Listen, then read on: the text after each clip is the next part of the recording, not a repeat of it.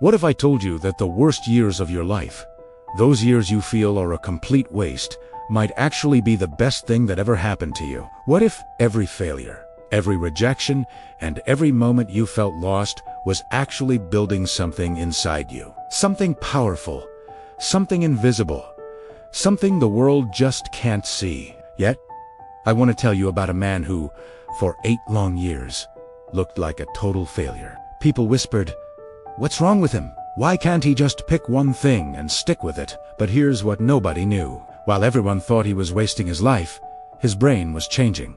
It was literally rewiring itself. This isn't just a nice idea. It's a scientific fact known as neuroplasticity. Every new skill you learn, every challenge you overcome, physically creates new neural pathways in your brain. He wasn't just wandering, he was building a superbrain, one skill at a time. And then, one day, everything changed. Not because he got lucky, but because 8 years of invisible work suddenly became impossible to ignore. If you've ever felt like you're behind, like you're wasting time, like everyone else has it all figured out except you, then this story is going to change everything. Once upon a time, in a village nestled between green fields, lived a young man named Yusuf. He was 25, smart, hardworking, but completely lost. While his friends were starting families and businesses, Yusuf was drifting.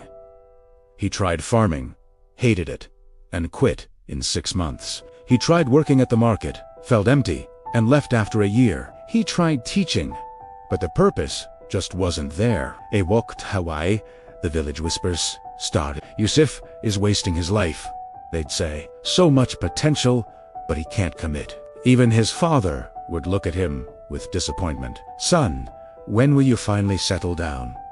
When will you become someone?" Yusuf had no answer. Every night, he'd stare at the stars and wonder, what is wrong with me? But here's what nobody saw. On the outside, he looked lost. On the inside, a transformation was underway. After farming, Yusuf became an apprentice to Thomas, the village carpenter. For 3 years, he learned to shape wood, to see its hidden beauty. Then he left. People shook their heads. There he goes again.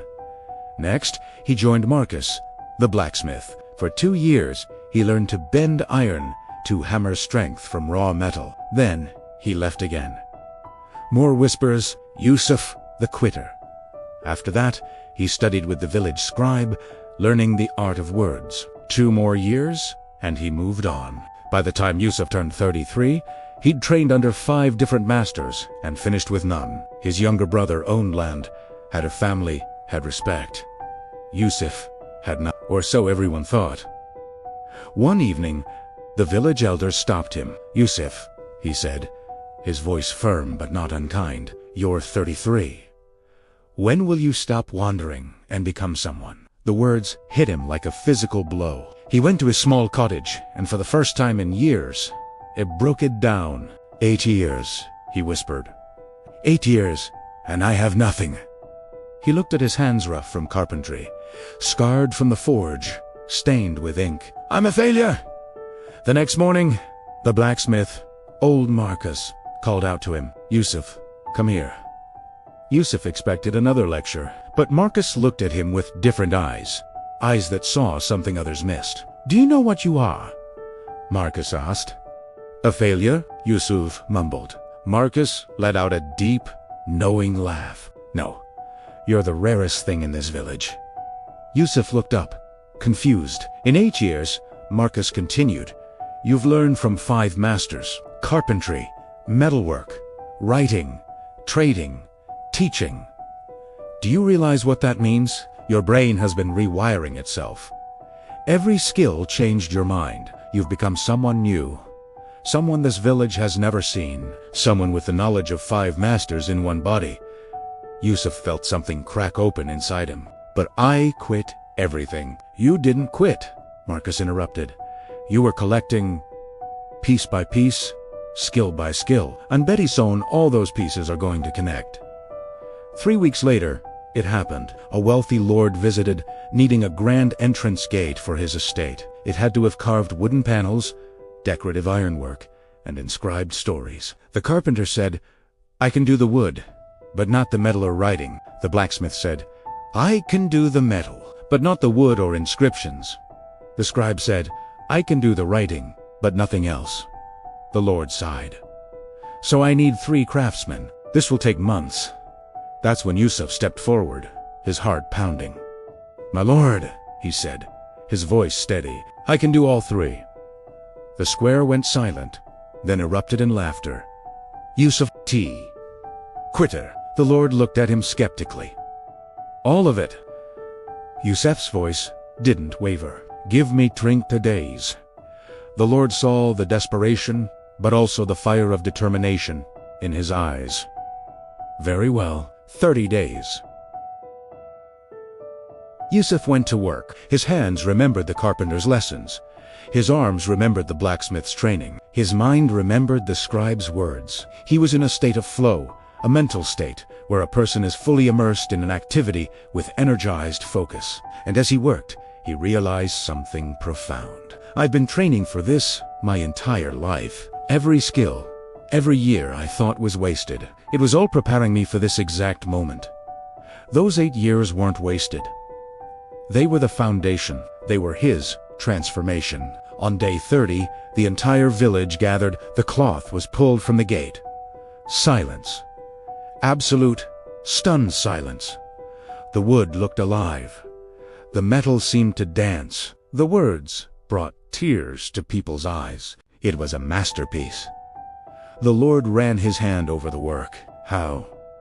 Yusuf smiled quietly. I worked on myself in silence for 8 years. While everyone thought I was lost, I was becoming.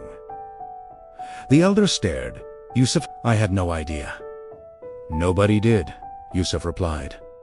Because mastery isn't built in public. It's built in the dark, in the quiet, when nobody is watching. This story illustrates a powerful concept. Skill stacking, coined by Scott Adams, the creator of Dilbert. It's the idea that becoming pretty good, say, top 25% at 2 or more skills, is more valuable than becoming a world-class expert in just one. Yusuf didn't become the best carpenter or the best blacksmith. He became the only person who could do all 3. That made him priceless. So if you're watching this, and you feel lost, moving from one thing to another, hear this. You're not wasting time. You are skill stacking. You are rewiring your brain. You are becoming someone the world will need. Every hour you spend learning something new physically changes your mind. The years between starting and succeeding are not wasted. They are the forge. It's where you build your unique value. Work on yourself in silence. Let your success make the noise.